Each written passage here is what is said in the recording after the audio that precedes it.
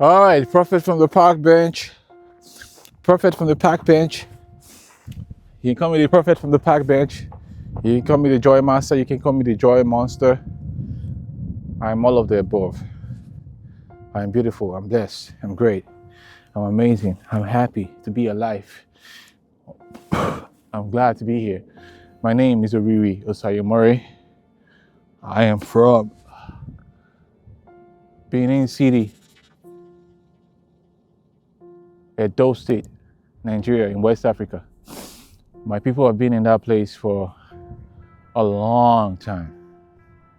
As far as I know, I'm really interested in finding out the DNA within Africans to see how we moved.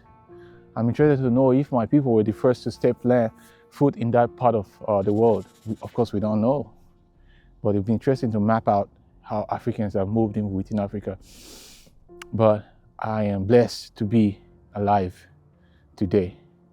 So, once again, I've come to the park bench today to have a conversation about innovation, about responsible innovation and accountable innovation.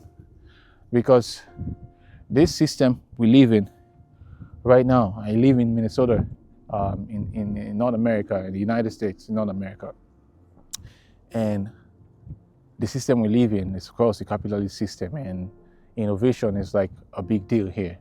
This is the land of opportunity. If you can think about a creative idea that can solve problems for people, whether it's a bad idea or a good idea, you have a chance to bring it to life, to light. And whether or not 1 million people die from your product or 200 million people have a better life from your product, for the most part, I don't know if it matters so much. We have checks and balances in this country to check it, but for the most part, if you make it, if people use your product, then you become rich. This is a land where you can become rich and keep your wealth. And it's been a lot of discussion about whether people should pay more taxes back to the collective, or if people can keep everything they make, that always comes up. But this is the land of innovation. Come up with a brilliant idea and solve problems, and then you should reap the rewards of your innovations, right?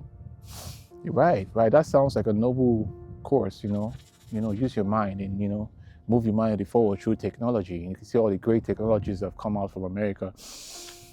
Yeah.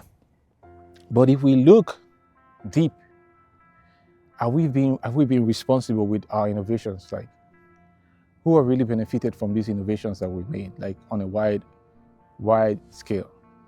And when problems come up from these innovations, does anybody get held accountable?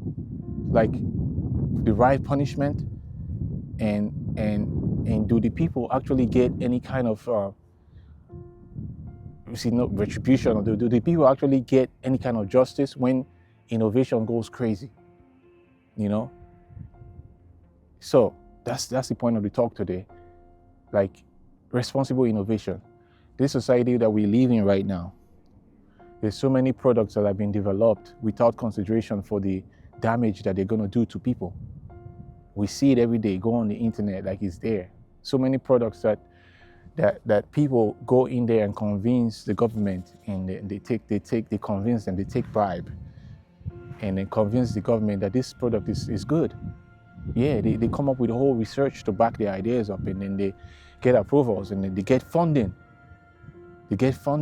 And they go out there and they create these products. And what happens? People use it, right? And then down the line, people get, lives are wasted from these products, right?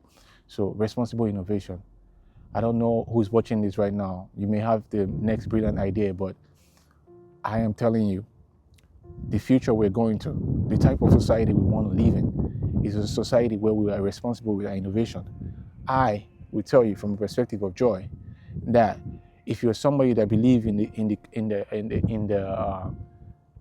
life, if you believe in the goodness of the universe to have blessed us with this life to enjoy and to be happy, your innovation should produce life and not death and destruction. Your innovation should produce life. Your innovation should produce life. And your innovation, it should be driven out of sustaining each other, sustaining humanity. It shouldn't be driven from your own personal greed.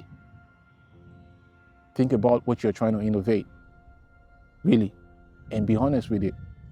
Because so many people have gotten away for generations with innovations that have brought destruction to humanity. Right now, we are on the brink of like a climate catastrophe.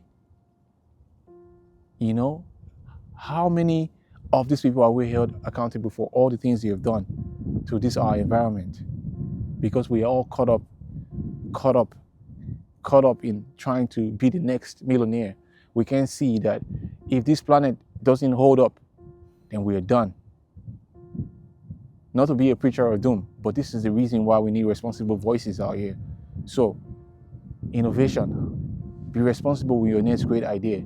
And everybody out here, in as much as you use products, think about the products you're using. And when somebody raises the alarm, put your voice and add your voice to it so that we can help to be responsible with all the products we're using on this earth, especially in this modern society. I got a lot more to say, but I think I'm gonna leave it here today. It's all about responsible innovation. What's your next big idea? Is it beautiful? You have the permission from the universe to bring it to existence. Go ahead and do it, but be responsible with it. And when the time comes, how you doing? When the time comes to be accountable, give up what is worth the destruction that your products have caused to humanity. So, thank you again for listening to another Joy Talk. My name is Oriri Osei-Mare. This is the point of these conversations. If you look at the world from the perspective of life and us all being one and living as a collective, then your greed will disappear. But if you still hold on to your greed and you say, oh, it's all about survival of the fittest, you're pulling yourself up and you're not looking after anybody, you're here by yourself, you're going to be consumed by your greed. You will be consumed by your greed. And if you have any kind of religious faith and you believe in anything, I'm sorry, you're working for the enemy of humanity. One more time, Joy Talk, Oriri. See you guys next time.